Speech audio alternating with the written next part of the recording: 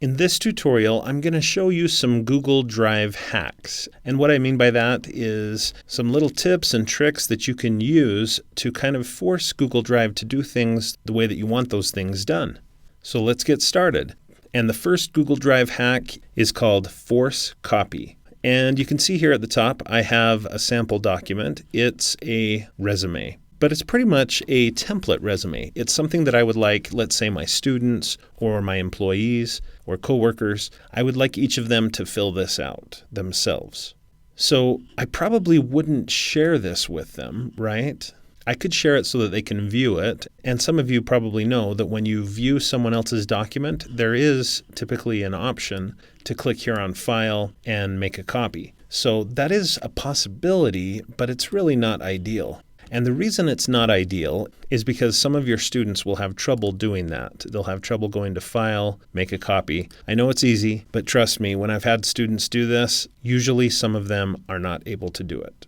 So what else can we do? Well, we could share it so that they can edit the document directly. The problem with this is then I'll have 30 students or 200 students or 1,000 students all editing the same document. That's not what I want. What I want to do is I want them to make a copy, but without the hassle and the concern about are they going to be able to find the file, make a copy option or not. So all I have to do to set this up properly so that they all get a copy of this document is I just click somewhere in the document and then I go up here to the URL for the document and I look for the word edit. And there it is. I'm going to click and drag to highlight edit and everything that comes after. And then I'm just going to type over that the word copy. Now if I highlight that URL, copy it, and then go to a new tab and paste that in, and I'll tap enter or return on the keyboard, it takes me to a screen where the only option is to make a copy. So this really is a great way to share a template that you've made or a note sheet that you've made, a graphic organizer that you've made, a worksheet, whatever it might be. You can make that document and then change edit to copy, copy the URL, and then just paste that URL where you want it to be. You could paste it into an LMS like Canvas or Blackboard. You could paste it onto your school website. You could email it to people, but anyone that clicks that link, their only option will be to make a copy of the document. Now let's see if that works with spreadsheets, Google Spreadsheets. So here I have a monthly budget spreadsheet. I'll change edit to copy. And look, it does work. What about Google Slides presentations? I look for edit, highlight it, change it to copy, and it works. Now I'm going to click back because I really don't want to copy those. But that's your first Google Drive hack, replacing edit with copy in order to force a copy. Now, if you want to try something a little more complicated, instead of replacing edit with simply copy, add copy ? Copy, and then capital C comments equals true. And I'm going to shrink that down a little bit to make it easier to see. So why would you ever use this ending instead of just copy? The reason why is if you or someone else has inserted comments. So now if I replace edit with this ending, let's see what happens. Paste, hit enter. Students can make a copy. But the nice thing about this is that the comments come with the copy. And there it is.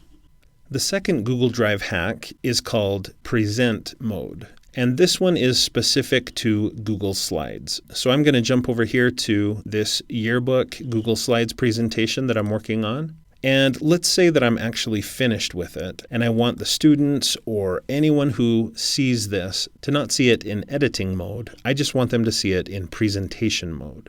So without these slides here at the left, without these tools across the top, they're just looking at the presentation itself.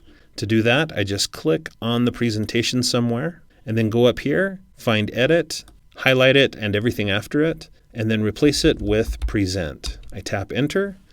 And this is what they see. And so now I could copy and paste this URL onto my website, into my LMS, into an email. Whoever gets this link, when they click it, it'll take them directly to the presentation in presentation mode or present mode. So I'm going to add that here to my notes, present mode. Now I wish I could do something like that with my Google Docs. This looks good, but it would be nice if I could put this into presentation mode to get rid of some of these tools and options and things like that might be distracting to some viewers. Well, you can, but the trick here, instead of replacing edit with present, you replace it with preview. So let's try that. Here in my resume, I click on the document, the word edit appears, I highlight it and everything that comes after, I type in preview, hit enter or return, and this is what the students would see. It strips out everything that's unnecessary and just shows me the document. Notice that it is not an editable document. This is for viewing a document only. Let's see if it works with spreadsheets as well.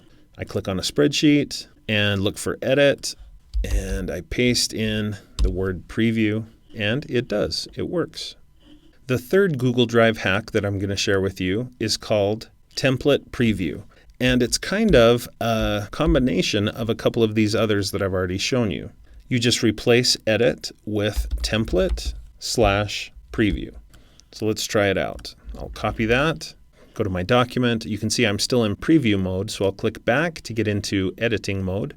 Need to make sure I click on the document somewhere, and there's the word edit.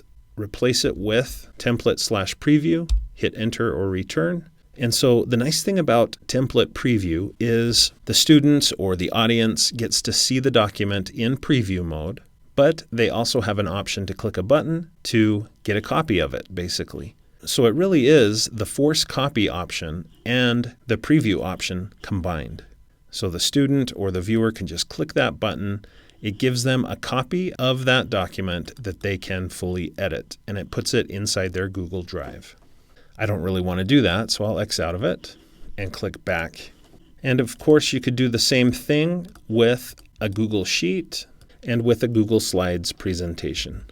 The final Google Drive hack that I want to share with you is export as PDF. And for this, you would replace edit with export, ? format equals PDF. Let's try this one.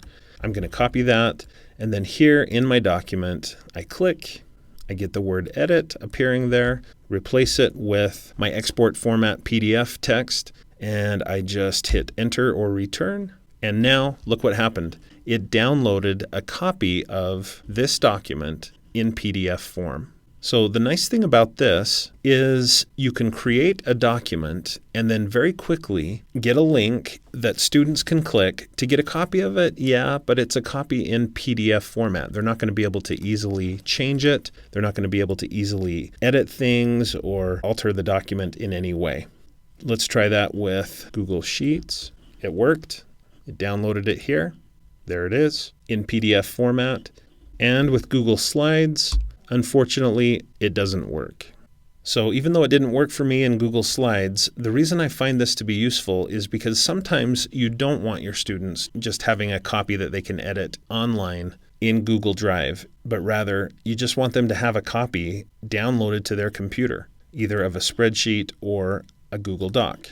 And export ? format equals PDF is the way to do that. So thanks for watching this tutorial. I hope that you found these Google Drive hacks to be useful. If you did, please click the like button below and consider connecting with me on my social media websites like Facebook, Pinterest, and Twitter. And definitely do subscribe to my YouTube channel for more videos about technology for teachers and students. And when you do subscribe, please consider clicking the bell next to the subscribed button, and that will make sure that you get notified about every new video that I post. And watch for another video from me at least every Monday. If you'd like to support my YouTube channel, please consider becoming a patron of mine through my Patreon account, and you'll find links to that in the description below.